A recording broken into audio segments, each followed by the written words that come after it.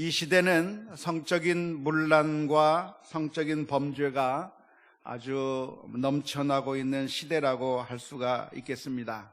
한때 잘 나가던 정치인들이 성적인 스캔들로 인해서 낙마하는 이야기가 지금 우리의 뉴스에 많이 등장하고 있습니다.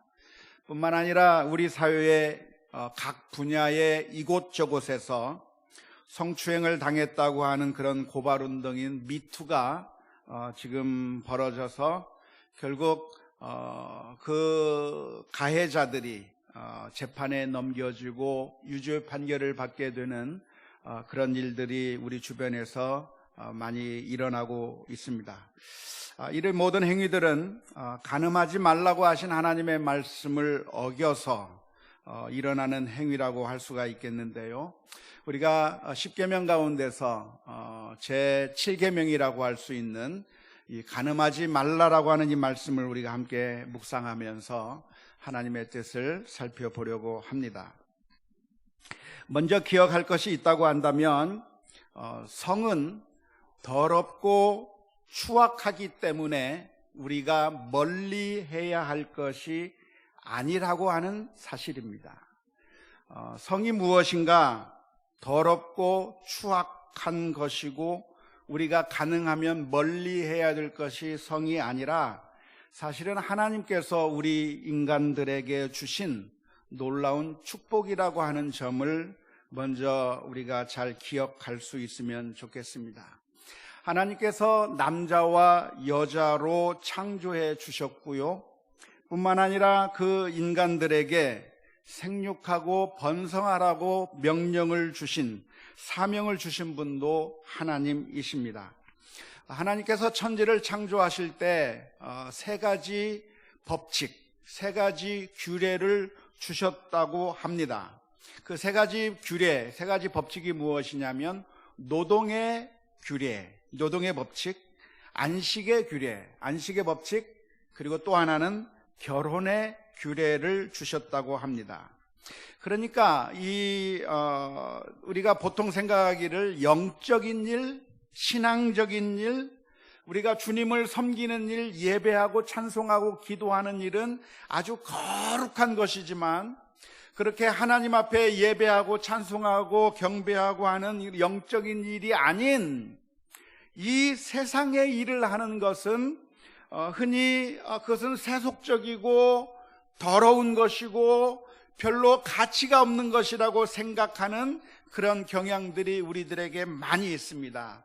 노동을 한다든지 아니면 부부 생활을 한다든지 아니면 가족을 돌본다든지 하는 것들은 이것은 별로 의미도 없고 가치도 없고 세속적인 일인 반면에 하나님을 찬양하고 예배하고 경배하는 것만 거룩한 일이라고 그렇게 착각하는 경우가 많이 있는데요. 그렇게 바라보는 것은 건전한 성경적인 관점이 아니라 사실은 잘못된 성속 이원론의 관점이라고 말할 수가 있겠습니다. 보통 우리 사람들 가운데는 성속 이원론 혹은 영과 육의 이원론의 사고방식에 잡혀있는 사람들이 많아서 무엇이 거룩한 것인가? 영적인 일, 거룩한 일을 하는 것은 괜찮은 일이지만 육적인 일을 하고 이 세상의 일을 하는 것은 아주 더러운 것이고 별로 가치가 없는 것이기 때문에 육체라고 하는 것은 무엇인가? 절제해야 되는 것이고 그것은 억눌러야만 하는 것이고 오히려 영적이고 고상한 일을 하는 것만이 그것이 가치 있는 일이라고 생각하는 그런 경향들이 많이 있는데 사실은 그것은 성경적인 관점이 아닙니다. 헬라 철학자들 가운데는 흔히 그러한 관점을 가지고 있는 사람들이 많았습니다. 우리가 잘 아는 것처럼 플라톤이라고 하는 그런 철학자가 있었는데 그 철학자는 모든 것을 이원론으로 보았습니다. 그래서 육체를 가진 것 그리고 이 세상적인 것 이것들은 다 가치가 없는 것이고 정말 중요한 것은 무엇인가? 이데아의 세계, 영적인 세계, 그런 누메나의 그런 세계가 진짜 좋은 것이기 때문에 사랑도 육체적인 사랑은 별로 가치가 없는 것이고 진짜 사랑은 무엇인가? 플라토닉 러브, 그런 정신적으로 하는 사랑이야말로 진짜 사랑이라고 주장한 것이 바로 플라톤의 관점인데요, 그것은 성경적인 관점이 아니라 사실은 헬라 철학적인 관점이라고 말할 수가 있겠습니다. 사람이 결혼하지 않고 혼자 사는 것, 독신으로 사는 것은 사람들이 아주 고상하게 생각하는 경향이 있어요. 누가 평생을 결혼하지 않고 혼자 독신으로, 그래서 평생 처녀로, 평생 총각으로 그렇게 산다고 하면 사람들이 그 사람을 바라볼 때 아주 고상하게 생각합니다. 특별히 종교인들 가운데는 그렇게 독신주의를 고집하는 종교인들이 있어요. 어디가 그렇죠? 예, 천주교에서 보면 신부님들이 평생을 독신으로 삽니다. 뿐만 아니라 여성들은 수녀가 돼서 평생 정절을 지키면서 혼자 그렇게 살아가는 것이죠. 뿐만 아니라 불교에서도 마찬가지인데요, 불교의 모든 종단이 그런 것은 아니지만 조계종이 비구종단입니다. 조계종이 비구종단이기 때문에 조계종의 법사님들, 스님들은 결혼하지 않고 사는 그 삶을 살고 있는데, 보통 사람들은 다 결혼하고 살잖아요.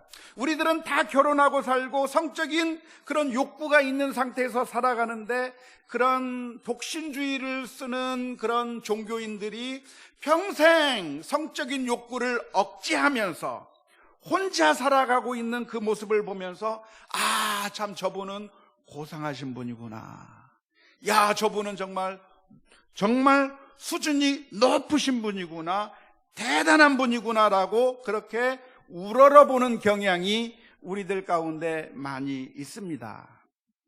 하지만 물론 실상을 파헤쳐 본다고 하면 뒤에서 자신들의 욕구를 분출하고 있는 추악한 모습들이 쉽게 드러나는 경우를 많이 볼 수가 있습니다. 우리가 잘 아는 것처럼 중세시대 때 천주교를 보게 되면 그 중세시대 때 고아원들에는 고아들이 많이 있었는데, 그 고아들이 다 누구라고 그러죠? 신부와 수녀 사이에서 나온 아이들을 기르는 것이 고아원의 역사가 되었다고 할 정도로, 겉으로는 독신으로 사는 것 같지만 실제로는 온갖 추악한 일을 벌이면서 결국 그렇게 인간적인 모습을 드러낼 수밖에 없었던 것이 중세 천주교에서 있었던 일인데, 그러한 일들이 오늘날에도 반복되지 않느냐라고 질문을 던진다면 거기에 확실하게 그런 일이 더 이상 없다고 이야기할 수가 없는 거예요. 오늘날 뉴스를 들어보면 오늘날에도 수많은 천주교 신부들이 성추행을 해서 문제가 되었고, 특별히 제가 살던 필라델피아라고 하는 그 지역에서, 펜실베니아 지방에서 수많은 성직자들이, 천주교 신부들이 아동을 성추행한 걸로 인해서 경찰의 조사를 받고 고소를 당하고 어마어마한 배상을 해줘야만 했다고 하는 그런 뉴스들을 종종 들을 수가 있는 것이고요. 역시 불교도 역시 마찬가지입니다. 물론 그러한 것들이 많이 밝혀지진 않는 상황 가운데 있지만, 그러나 우리 인간이라고 하는 것은 그 욕구 자체를 억제하는 것 자체가 사실은 쉽지 않은 것이고, 쉽지 않은 것은 하나님께서 만들어 놓으신 그 창조의 질서를 거스르는 것이기 때문에 그럴 수밖에 없어요. 성경의 가르침은 무엇이냐? 성경 전체의 가르침이 무엇이냐면, 여러분들은 혼자 사십시오, 결혼하지 말고 정절을 지키며 평생 독신으로 살아가야 한다고 성경에서 가르쳐주고 있지 않습니다. 성경에서는 뭐라고 가르치고 있습니까? 혼자 사는 것이 좋지 못하다라고 가르쳐주고 있어요. 창세기 2장 18절의 말씀을 보면, 여호와 하나님이 이르시되 사람이 혼자 사는 것이 뭐하니? 좋지 아니하니 내가 그를 위하여 돕는 배필을 지으니라 하시니라. 하나님께서 천지를 창조하실 때, 천지 창조하실 때마다 하나님께서 선언하셨어요. 뭐라고 선언해 주셨습니까? 보시기에 좋았더라. 이것을 만드시고 하나님께서 선언하십니다. 보시기에 좋았더라. 하나님께서 만드신 그 모든 것에 대해서 보시기에 좋았더라, 보시기에 좋았더라 했는데, 천지 창조를 하시면서 보시기에 안 좋았던 것이 한 가지가 있어요. 그게 뭐예요? 사람이 혼자 사는 것이 좋지 않게 보셔서 하나님께서 아담에게 하와를 만들어 주시고 가정을 이루게 하시고, 그래서 그 두 사람이 생육하고 번성하라고 규례를 만들어 놓으신 것이 하나님의, 그것이 섭리고 하나님의 창조 질서라고 하는 사실을 우리가 분명하게 먼저 기억해야 될 줄로 믿습니다. 그러니까 성이라고 하는 것은 더럽고 추악하기 때문에 가능하면 결혼하지 않거나 가능하면 욕구를 억제하면서 살아가는 것이 정당한 것이 아니라 사실은 하나님의 선물이고 그것도 거룩한 것이라고 하는 사실을 먼저 성경적인 원칙을 발견할 수 있어야 될 줄로 믿습니다. 성경에서, 그런데 제7계명에서 간음하지 말라고 말씀해 주시는 것은 성적인 관계 자체를 다 금하는 것이 아니라 그 성이라고 하는 하나님의 축복을 누려야 할 그 범주가 어디에 있는가에 대해서 말씀해 주시는 겁니다. 어디에서만 허용이 되는 것이죠? 정당한 부부 관계 사이에서만 허용이 되는 것이에요. 정당한 부부 관계 속에서 성적인 관계를 누리게 될 때 그것은 거룩한 것이 되고 정말 행복의 도구가 되는 것이고 하나님의 축복을 나누게 되는 그런 아주 귀한 방편이 되는 것이죠. 그런데 하나님께서 정하신 그 범주를 벗어나 버리면 그것이 죄가 되어버리는 겁니다. 간음이라고 하는 것은 정당한 부부의 관계 속에서 일어나는 성적인 관계 이외에 그 밖에서 일어나는 모든 잘못된 관계를 가리켜서 간음이라고 하는 것이고, 하나님께서 그것을 엄하게 금하고 계시는 것입니다. 사실 이 세상의 모든 것들이 하나님께서 세워놓으신 법칙 속에서 움직인다고 한다면 우리들에게 유익이 되지만, 하나님께서 세우신 그 법칙을 넘어서서 움직이게 된다면 그것은 우리들에게 저주거리로 변해버리는 겁니다. 식욕 자체가 죄인가요? 식욕 자체가 죄는 아니죠. 배가 고프면 먹고자 하는 욕구가 생기는 것은 당연한 것이고 자연스러운 것이고, 하지만 그것이 과도해서 그 식욕 자체가 너무나도 커서, 그래서 내게 주어진 것을 먹는 것이 아니라 내게 주어지지 않는 것을 먹는다고 하면 그것은 무엇이 되죠? 죄가 되는 것과 마찬가지입니다. 성욕도 역시 마찬가지인데요, 하나님께서 정하신 그 바운더리 속에서 이루어지는 것이 아니라 그 정확한 범주에서부터 벗어나게 되면 그것은 잘못된 것인데, 하나님께서 금하시는 것은 바로 그런 것이라고 하는 사실을 기억해야 될 줄로 믿습니다. 잠언서 5장 15절부터 18절의 말씀에서는 이렇게 표현합니다. 너는 내 우물에서 물을 마시며 내 샘에서 흐르는 물을 마시라. 어찌하여 내 샘물을 집 밖으로 넘치게 하며 내 도랑물을 거리로 흘러가게 하겠느냐. 그 물이 내게만 있게 하고 타인과 더불어 그것을 나누지 말라. 내 샘으로 복되게 하라. 내가 젊어서 취한 아내를 즐거워하라. 비유적인 표현으로서 이런 말씀을 해주시는 것인데요, 하나님께서 주신 그 축복의 관계 가운데서 이루어질 때 거룩하고 복되고 행복의 방편이 되는 것인데, 그러한 하나님의 그 범주 밖으로 넘어가게 되면 그것이 우리들에게 죄가 되는 것이라고 하나님께서 말씀해 주시는 것입니다. 하나님께서 왜 간음을 금하셨을까요? 왜 간음죄를 범하지 말라고 말씀하시는 그 이유가 무엇이겠습니까? 그 이유는 딱 하나입니다. 하나님께서 우리를 사랑하시기 때문에 그래요. 성경에서 나오는 모든 질문에 대한 답은 하나뿐입니다. 하나님께서 왜 이렇게 행하셨는가? 하나님께서 왜 기도에 응답하지 않고 하나님께서 왜 이런 시련을 내게 주시는가? 그 모든 대답이 다 하나예요. 하나님께서 나를 사랑하시기 때문에 그렇죠. 이와 마찬가지로 하나님께서 간음을 금하시는 이유가 무엇이냐면 하나님께서 우리를 사랑하시기 때문에 그렇습니다. 그래서 우리가 성적인 그 쾌락을 하나님께서 허용하시는 범주 내에서 누리고 행복을 느끼는 것이 아니라, 그건 정당한 것일 수 있겠는데, 그것을 넘어서서 이 성적인 쾌락이 나의 우상으로 바뀌어 버리는 것을 하나님께서 원하지 않으시기 때문에 간음을 금하시는 겁니다. 사실 우리가 가지고 있는 그 모든 것들이 우리들에게 우상으로 바뀌어 버릴 가능성이 많습니다. 돈도 우리들에게 나쁜 것이 아니라 좋은 것이죠. 우리가 살아가는 데 있어서 필요한 것이고 그것이 있으면 우리들에게 유익한 것인데, 그 돈이라고 하는 것이 어느 날 우리들에게 우상이 되는 그 순간 우리는 돈의 노예가 되어버리는 것이고, 그 돈이 우리를 착취하게 되고 우리를 아주 피폐하게 만들어서 우리를 죽여버리는, 고통스럽게 만드는 그런 돈을 우상으로 만들 때 나오는 결과가 아주 비참한 것이죠.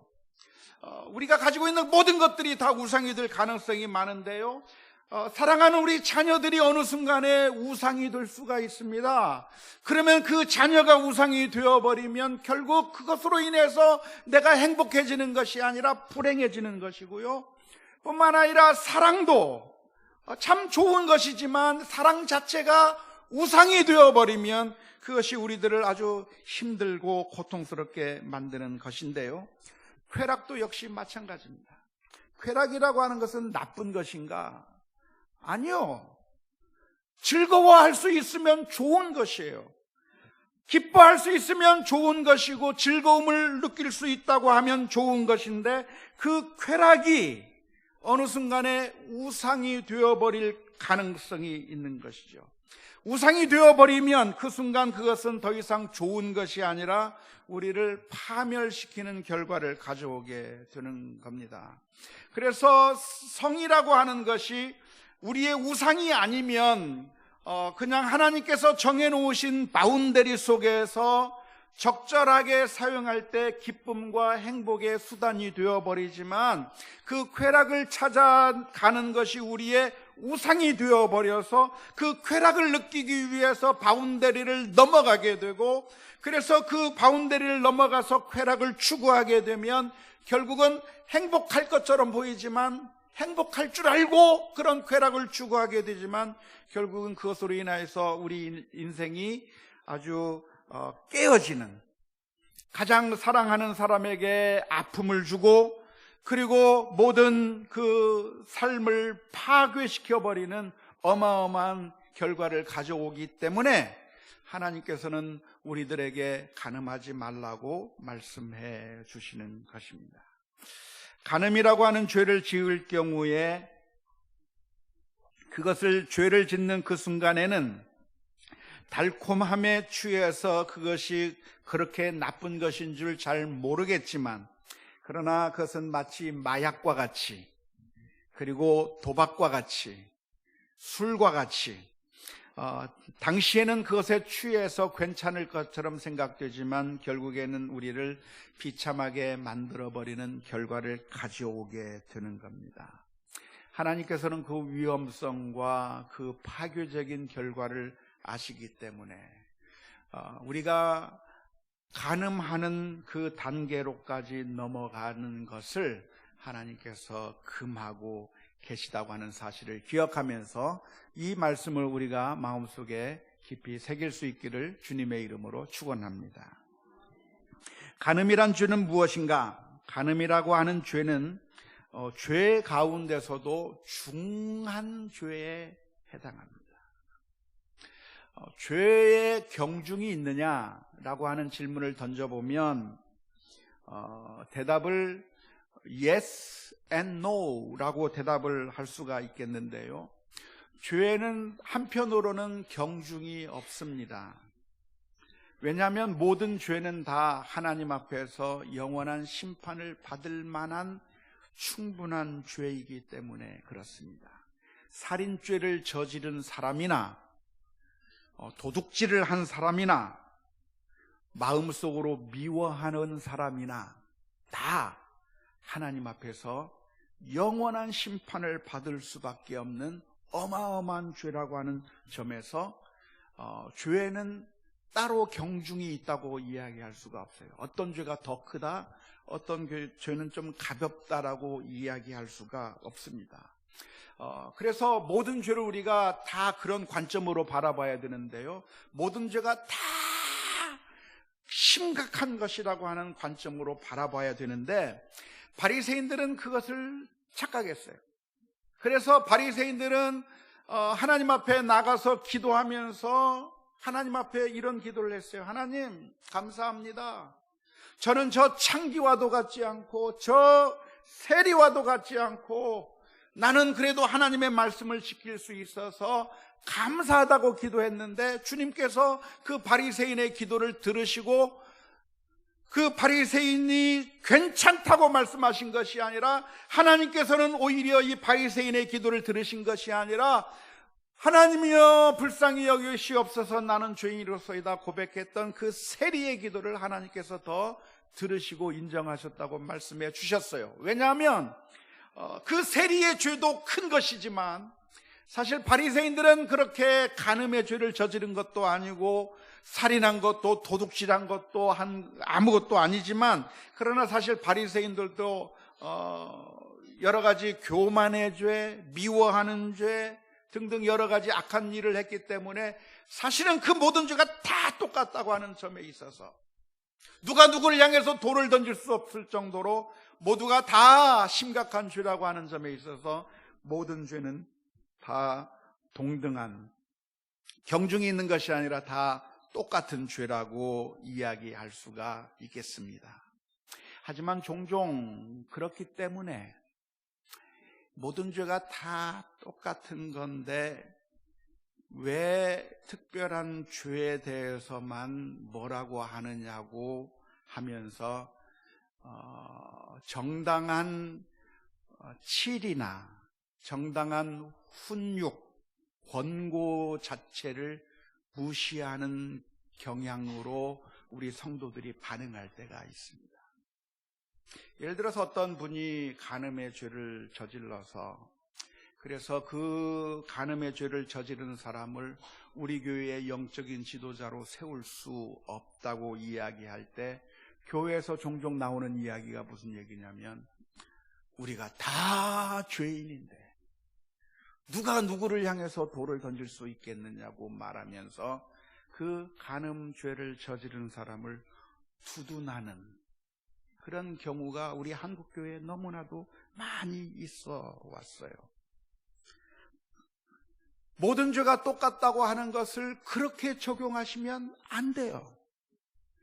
한편으로는 모든 죄가 다 똑같습니다. 살인의 죄나 마음속으로 미워한 죄나 다 똑같이 하나님의 엄청난 심판을 받을 만한 똑같은 죄라고 하는 사실을 인정해야 합니다. 하지만 또 한편으로는 그럼에도 불구하고 어떤 죄에 대해서는 어느 정도의 권고로만 끝날 수 있지만 어떤 죄의 경우는 권고로만 끝날 것이 아니라 철저하게 다루어야만 하는 심각한 죄의 종류가 있다고 하는 사실을 우리가 인정해야 되는데요, 그 죄 가운데 하나가 간음의 죄라고 말할 수가 있겠습니다. 교회 내에서 거룩성을 유지해야 하는데 교회 내에서 만일 영적인 지도자들 가운데 간음의 죄를 저지른다고 하면 영적인 지도자의 자리에 있어서는 안 되는 거예요. 사역을 내려놓아야 하는 겁니다. 영적인 지도자의 자리에서 내려놓아야 하는 것인데, 그런 사람들을 두둔하면서 우리가 다 죄인인데 누가 누구를 향해서 돌을 던지느냐 하면서 그런 사람을 두둔해서도 안 됩니다. 죄라고 하는 것은 다 똑같기도 하지만, 그러나 실제로 죄를 범한 사람과 마음으로 죄를 진 사람과, 그리고 알면서 죄를 지은 사람과 모르고 죄를 지은 사람과, 지도자가 지은 죄와 지도자가 아닌 사람이 지은 죄의 그 영향력과 그 크기가 다르고, 많이 선생된 자가 더 큰 형벌을 받을 것이라고 하는 주님의 말씀처럼, 그만큼 더 큰 심판과 더 큰 책임감이 있는 죄가 있다고 한다고 하는 점에 대해서 우리가 분명하게 기억해야 할 줄로 믿습니다. 고린도전서 5장 9절서부터 13절의 말씀에 보면 이렇게 권고하고 있습니다. 내가 너희에게 쓴 편지에 음행하는 자들을 사귀지 말라 하였거니와, 이 말은 이 세상에 음행하는 자들이나 탐하는 자들이나 속여 빼앗는 자들이나 우상 숭배하는 자들을 도무지 사귀지 말라 하는 것이 아니니, 만일 그리하려면 너희가 세상 밖으로 나가야 할 것이니라. 이제 내가 너희에게 쓴 것은 만일 어떤 형제라 일컫는 자가 음행하거나 탐욕을 부리거나 우상 숭배를 하거나 모욕하거나 술 취하거나 속여 빼앗거든 사귀지도 말고 그런 자와는 함께 먹지도 말라 함이라. 밖에 있는 사람들을 판단하는 것이야 내게 무슨 상관이 있으리오마는 교회 안에 있는 사람들이야 너희가 판단하지 아니하랴. 밖에 있는 사람들은 하나님이 심판하시려니와 이 악한 사람들은 너희 중에서 내쫓아라. 쫓아야 될 죄가 있는 사람도 있다는 것이에요. 물론 회개의 과정을 거친 사람들이 있다고 한다면 용서하고 받아주어야 할 것입니다. 예수 그리스도의 복음은 그 어떤 심각한 죄라고 할지라도 진실로 회개한 사람이 있다고 한다면 하나님의 용서를 받지 못할 수 없고, 하나님의 은혜는 그 큰 죄악을 저지른 사람에게도 임할 것이고, 그렇기 때문에 진정한 회개가 있다고 한다면 성도로 받아주어야 할 것입니다. 하지만 성도로 받아준다는 것과 그러한 사람을 영적인 지도자로 세운다고 하는 것은 별개의 문제입니다.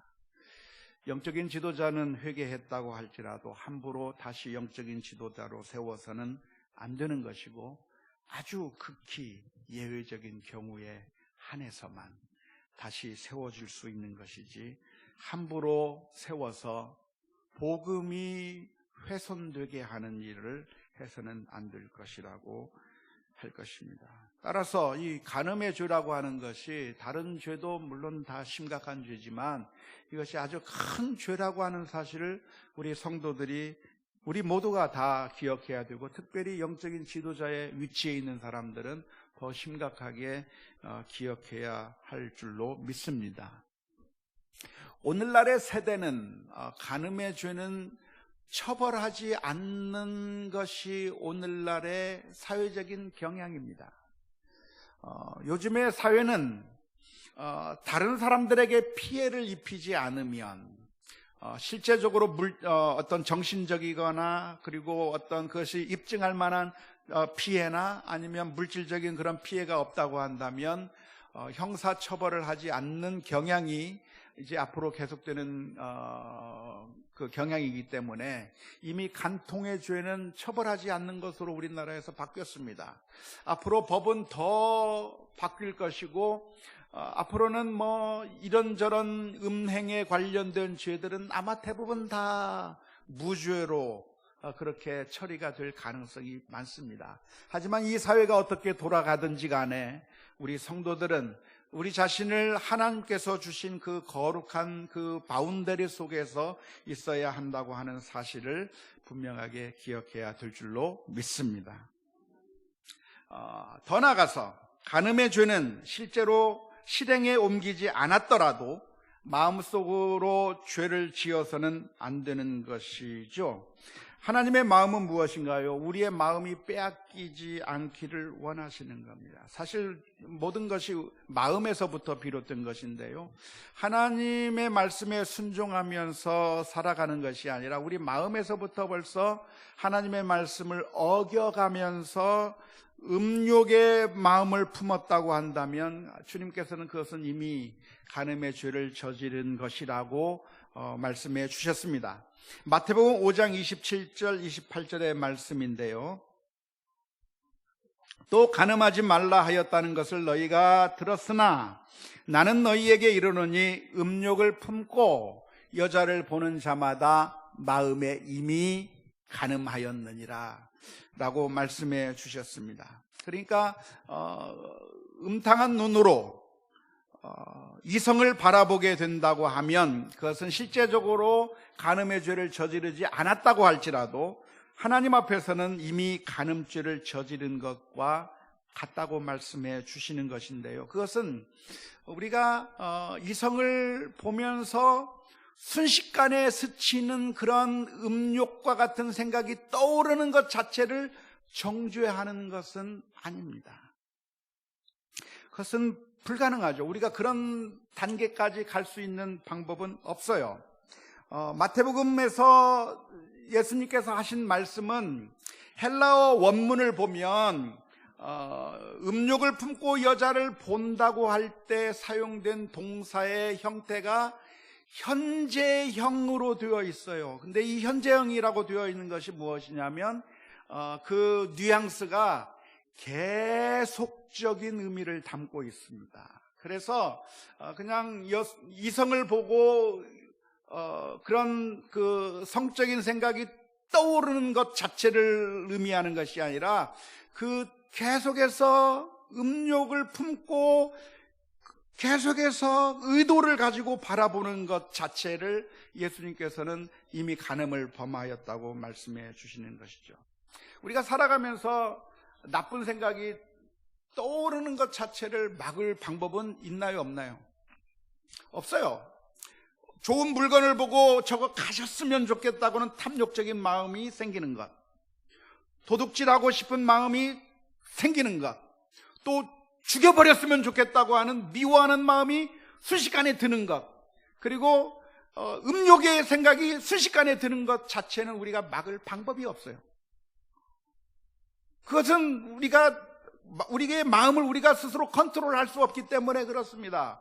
우리의 마음이라고 하는 것은 내가 컨트롤한다고 해서 컨트롤되는 것이 아니고 우리가 보면 견물생심이 되는 것이고 음욕이 솟는 것이고 미워하는 마음이 생기는 것이 가능한 것인데, 여기서 예수님께서 말씀하시는 것은 그런 생각이 떠오르는 것 자체를 죄라고 말씀하시는 것이 아니라 그런 생각이 떠올랐는데 그 떠오른 생각을 가지고 계속해서 음탕한 눈으로 바라보는 것이죠.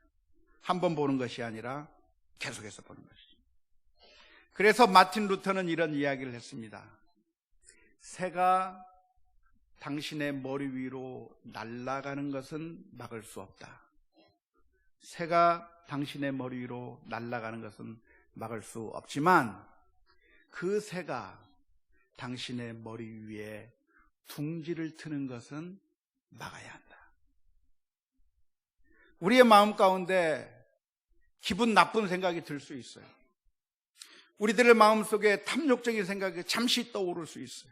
우리들의 마음속에 음욕이 잠시 떠오를 수 있어요. 하지만 그것이 떠오른 것까지는 어쩔 수가 없다고 하더라도 그것을 계속적으로 발전시켜서 머릿속으로 상상을 하고 또 의도를 가지고 생각을 한다면 그것은 죄가 될 것이라고 말씀해 주셨습니다. 자, 어떻게 하면 좋겠습니까? 어떻게 하면 우리는 거룩한 삶을 살 수 있을까요?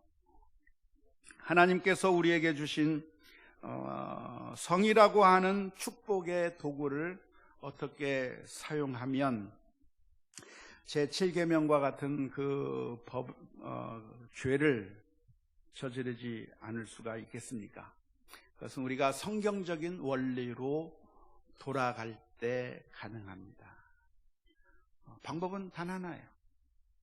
부부가 서로 사랑하고 아끼고 그리고 친밀한 관계를 발전시키고 유지해 나가는 것이 아주 중요합니다. 남편을 사랑하시고 아내를 사랑하셔요. 그 관계를, 사랑의 관계를 발전시켜 나가야 합니다. 그런데 왜 우리는 그렇게 하지 못하는가?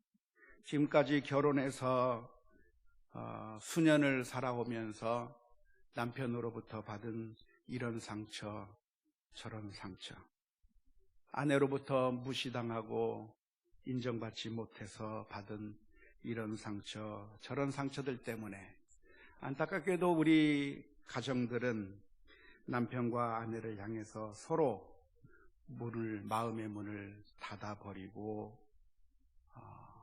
그리고 닫아버린 그 문을 다시 열지 않고 그렇게 살아오고 있는 것이 우리들의 모습입니다. 그때 했던 말 한마디, 그때 보여주었던 행동 하나가 내 마음에 상처를 주어서 그 분야에 대해서는 이미 내 마음의 문을 닫아버리고 또 저 문을 닫아버리고 또 이런 문 저런 문들을 다 닫아버리기 시작하면서 그 관계가 개선되지 않고 쭉 지내오게 되는 것이 우리들이 흔히 경험하는 문제, 나만의 문제가 아니라 우리 모두의 문제.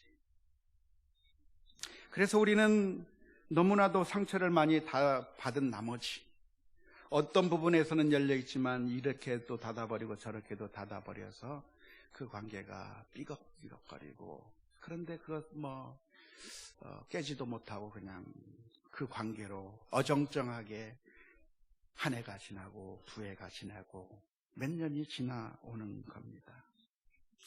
그런데 우리들의 마음의 문을 닫아버린 그 결과 결국 우리는 같이 살면서도 나 혼자 광야 한가운데 서 있는 것 같은 느낌을 받게 되는 거예요.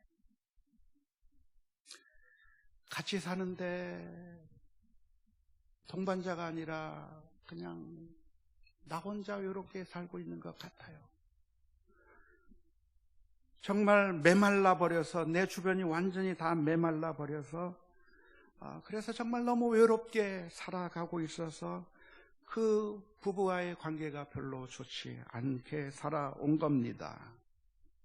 그런데 그 문제가 어디에 있었냐면 사실은 두 사람의 관계는 내가 계속해서 마음을 열고 사랑의 물을 자꾸만 뿌려줘야 내 주변이 광야로 변하지 않고 푸른 풀이 자라고 나무가 자라는 옥토로 바뀔 수가 있는 건데 내가 이 마음을 닫아버리고 사랑의 물을 더 이상 주지 않고 닫고 하는 가운데 결국 내가 광야 한가운데 서 있는 것 같은 그런 느낌을 받게 되는 것입니다. 그래서 하나님의 말씀에 순종하기 위해서는 비록 전에 상처를 받았다고 할지라도 내 마음의 문을 열고 또 똑같은 상처를 받을 수 있는 가능성이 있음에도 불구하고 사랑의 물을 내 주변에 뿌리기 시작해요.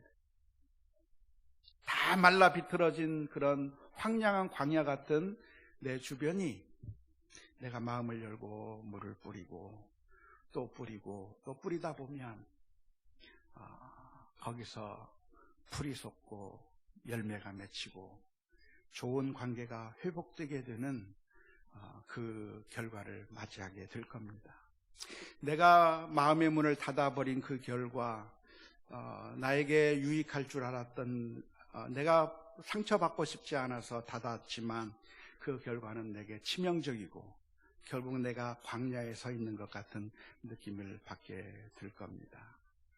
하지만 오늘 저와 여러분들은 다시 한번 힘과 용기를 내서 사실은 하나님께서 축복으로 우리에게 가정을 주셨기 때문에 그 관계를 발전시키고 회복시켜 나가면서 좋은 관계를 유지해 나갈 때 우리가 우리의 쾌락을, 우리의 마음의 위로를 우리들이 하나님께서 주신 그 바운더리 밖에서 찾게 되는 것이 아니라 하나님께서 주신 그 바운더리 속에서 찾게 되는 놀라운 그 회복의 경험이 있게 될 것이라고 믿습니다. 사실 우리 주님께서 우리를 향해서 그런 놀라운 은혜를 베풀어 주셨어요. 우리는 하나님을 모른다고 했고, 우리는 하나님의 말씀을 어겼고, 마치 고멜이 호세아를 배반하고 창녀가 되어 나갔던 것처럼 우리가 하나님이 우리의 남편임에도 불구하고, 하나님이 우리의 신랑임에도 불구하고 우리는 하나님이 아니라 돈을 짝해서 우상을 섬기고 돈이 내 신랑인 것처럼, 권력이 우리의 신랑인 것처럼 하나님이 우리의 신랑이 아니라고 생각해서 우리는 하나님을 배반하고 이 세상의 우상의 길로 딴 남자를 찾아 헤매는 창기들처럼 우리가 이 세상에서 방황하며 살았습니다. 하나님께서 우리들에게 해주실 응당한 반응이 있다고 한다면 그런 우리를 향해서 이혼 증서를 써주고 우리와의 관계를 해지해버리고 우리에게 영원한 심판을 주셔도 할 말이 없는데, 놀라운 것은 우리들의 허물을 용서하시기 위해서 예수 그리스도를 보내주시고 피 흘려주시고, 우리가 돈을 얻기 위해서, 권력을 얻기 위해서, 명예를 얻기 위해서 쫓아갔다가 그래서 만신창이가 되어버린, 완전히 우리의 몸이 갈기갈기 찢겨버린 우리들의 그 상처난 부위들을 예수 그리스도의 보혈의 피로 씻겨주셔서 우리를 회복해 주신 놀라운 은혜를 우리가 받은 줄로 믿습니다.